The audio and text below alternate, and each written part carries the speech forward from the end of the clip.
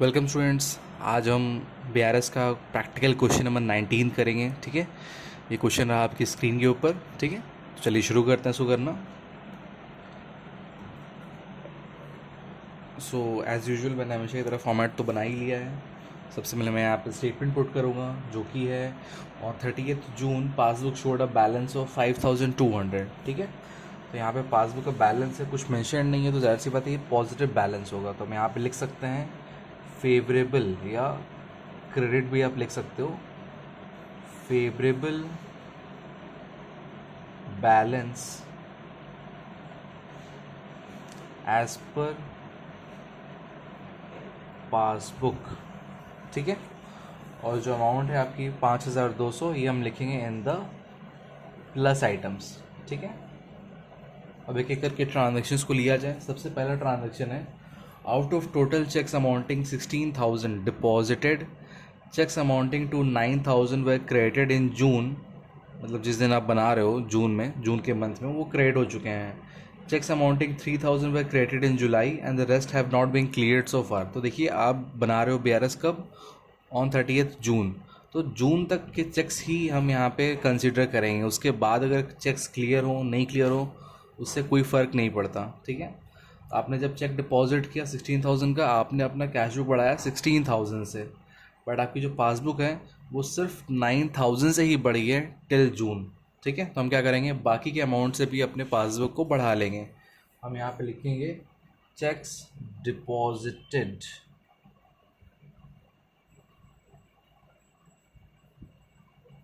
But not cleared, या credited आप लिख सकते हो। ठीक है, तो 16 माइनस 9 इज 7,000। ठीक है, चलिए नेक्स्ट आते हैं, अगला ट्रांजेक्शन देखते हैं हम। नेक्स्ट ट्रांजेक्शन है out of total cheques amounting to 45,000 drawn, checks amounting to 7,500 were presented in June, checks amounting to 18,000 were presented in July and the rest have not been presented so far। ठीक है, तो same जो पिछले statement का logic था वही यहाँ पे भी अप्लाई होगा। आपने चेक विड्रॉ किया 45,000 का, अब ये कह रहे हैं कि जून में सिर्फ 7,500 रुपये के चेक्स क्या हुए, प्रेजेंट हुए हैं, और बाकी के जुलाई में हुए हैं, और कुछ बाकी उसके बाद जो बच गए वो तो हुए ही नहीं है। तो आपको इस 18,000 से कोई मतलब नहीं है। ठीक है, क्योंकि ये जुलाई में हो रहा है ना, इससे कोई फ़र्क नहीं पड़ता, जून तक के क्लियर होने चाहिए थे। ठीक है, तब उसको हम कंसिडर करते हैं। तो आपने चेक इशू किया 45,000 का, आपने अपना कैश बुक कम कर लिया 45,000 से, बट पासबुक बढ़ी है सिर्फ 7,500 से, तो हम रिमेनिंग अमाउंट से भी अपना पासबुक को कम कर लेंगे। हम यहाँ पे लिखेंगे cheques issued but not presented। 45 minus 8 is 37,500। ठीक है, चलिए ये भी हो गया। आते हैं नेक्स्ट पे। नेक्स्ट ट्रांजेक्शन है amount wrongly credited by bank 3,400। तो अमाउंट गलती से बैंक ने क्रेडिट किया है। कहाँ पे क्रेडिट किया होगा, हमारे पासबुक में क्रेडिट किया होगा। ठीक है, बट कैश बुक में ऐसा कोई एंट्री नहीं होगी, तो कैश बुक अभी भी आपका कम होगा। तो आप क्या करोगे, उसके साथ मैच करने के लिए हम अपने पासबुक को भी कम कर लेंगे। हम यहाँ पे लिखेंगे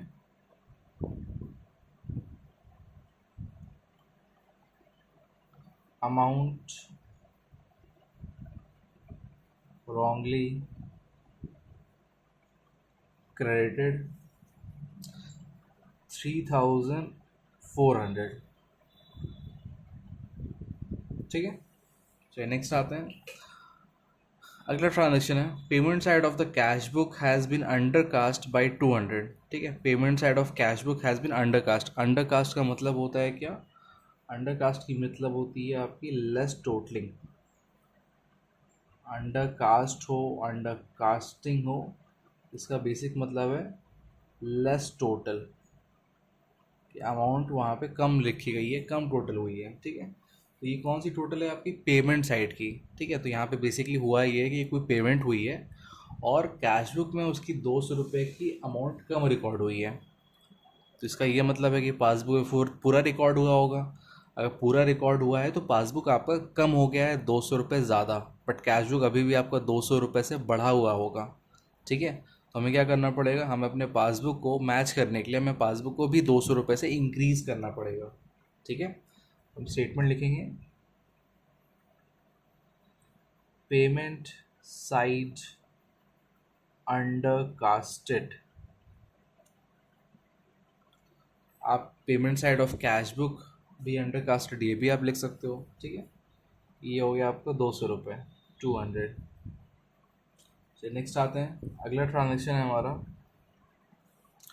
checks recorded in cash book in June 2020 but sent to bank in July 2020। ठीक है, 2,500 रुपये का चेक है, ये कैश बुक तो जून में रिकॉर्ड हो गया है, बट बैंक को आप भेज रहे हो जुलाई में। ठीक है, तो दैट मीन्स कि जब आप चेक रिकॉर्ड कर दिया, आपने अपना कैश बुक बढ़ा लिया, बट पासबुक नहीं बढ़ाया। क्यों? बिकॉज कि बैंक को चेक गया ही नहीं है जून में। ठीक है, तो पासबुक अभी भी कंपेरेटिवली कम होगा।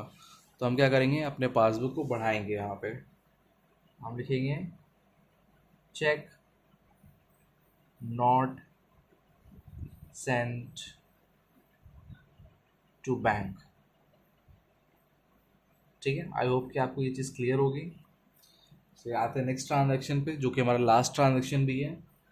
अ cheque of 20,000 deposited in the bank has been dishonoured but no information was received till June 2020। तो हमने यहाँ पे क्या किया, चेक डिपॉजिट किया है 20,000 रुपये का। तो जैसे ही आप चेक डिपॉजिट करोगे, आप क्या करते हो, आप अपना कैश बुक बढ़ा लेते हो। ठीक है, बट पासबुक नहीं बढ़ी है। क्यों? बिकॉज की चेक डिसऑनर हो गया, तो पासबुक अभी भी कम है आपका और कैश बुक बढ़ी हुई है। और इस क्वेश्चन में हम सारे चेंजेस हम पासबुक में कर रहे हैं, तो हम पासबुक को भी क्या करेंगे, हम बढ़ा लेंगे। यहाँ पे हम लिखेंगे चेक डिसऑनर्ड,